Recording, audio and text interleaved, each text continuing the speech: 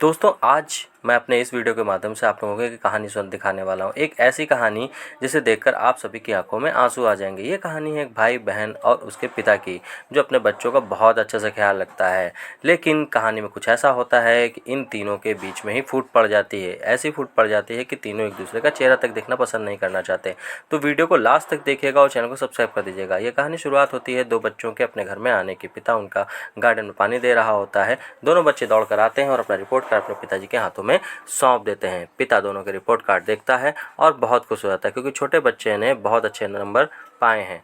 अपनी बेटी का रिजल्ट देखता है तो उसके भी 100 में से 97 नंबर होते हैं, जिसे देखकर पिता बहुत खुश हो जाता है और अपने दोनों बच्चों को घर में जाने के लिए कह देता है। दोनों बच्चे घर के अंदर चले जाते हैं। पिता वहीं पर खड़ा होकर अपने बच्चों की इस बात को देखकर बहुत खुश हो जाता है। दोनों भाई बहन आपस में पढ़ रहे होते हैं। उसकी बहन अपने भाई का बहुत अच्छे से ख्याल रखती है। पिता रात में आकर चुपके से देखता है तो दोनों साथ में सो रहे होते हैं और फिर वो लाइट बंद करता है और लाइट बंद करके वापस चला जाता है।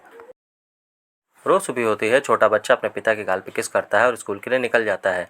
बेटी भी बाहर आती है और अपने पिता को बाय बोलकर स्कूल के लिए निकल जाती है। पिता उन दोनों के प्यार को देखकर बहुत खुश होता है और फिर सोचने लगता है कि कितने अच्छा है, सब कुछ कितना बढ़िया है। उसकी बेटी जो है उसने भाई का बहुत अच्छे से ख्याल रखती है। दोनों स्कूल साथ साथ जा रहे होते हैं।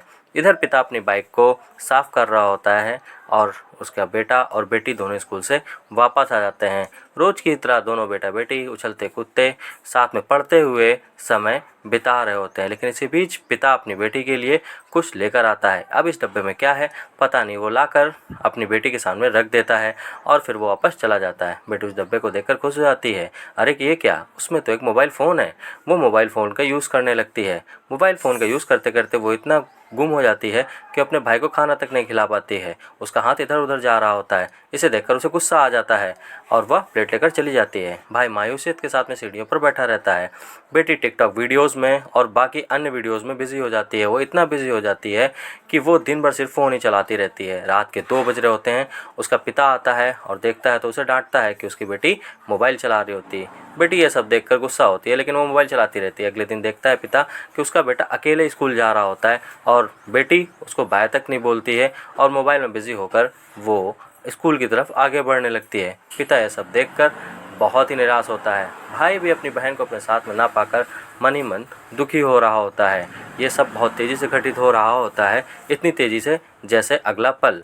अब उसकी पढ़ाई में भी बहन उसकी मदद नहीं करती। उसको बात बात पर गुस्सा आता है, क्योंकि उसका भाई उससे जब कुछ पूछ रहा होता है तो वो फ़ोन चला रही होती है। फ़ोन चलाते समय जब ऐसा होता है तो उसको गुस्सा आती है। भाई का रिज़ल्ट आता है। वो अपना रिज़ल्ट अपने पिता को दिखाता है। दिखाते ही पिता उससे उसका रिज़ल्ट मांगते हैं। देखते हैं तो वो बहुत कम मार्क्स लेकर आता है। बेटा रो रहा होता है, परेशान होता है, तो पिता उसको अपने गले से लगा लेते हैं और उसको शांत कराते हैं। इधर बेटी भी अपना रिज़ल्ट लेकर अपने पिता के पास आ रही होती है। पिता उसका भी वेट कर रहा होता है।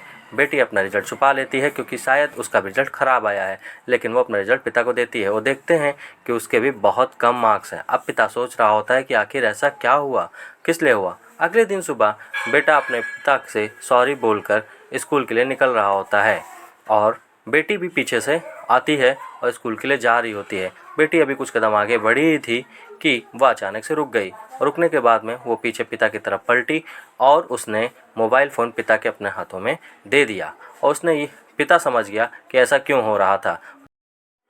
बेटी अपने पिता से सॉरी बोलती है। भाई ये सब देखकर बहुत खुश हो जाता है। फिर वह मुड़ती है और स्कूल की तरफ जाने के लिए आगे बढ़ती है। अपने भाई का हाथ पकड़ती है और हाथ पकड़कर खुशी खुशी दोनों के दोनों स्कूल की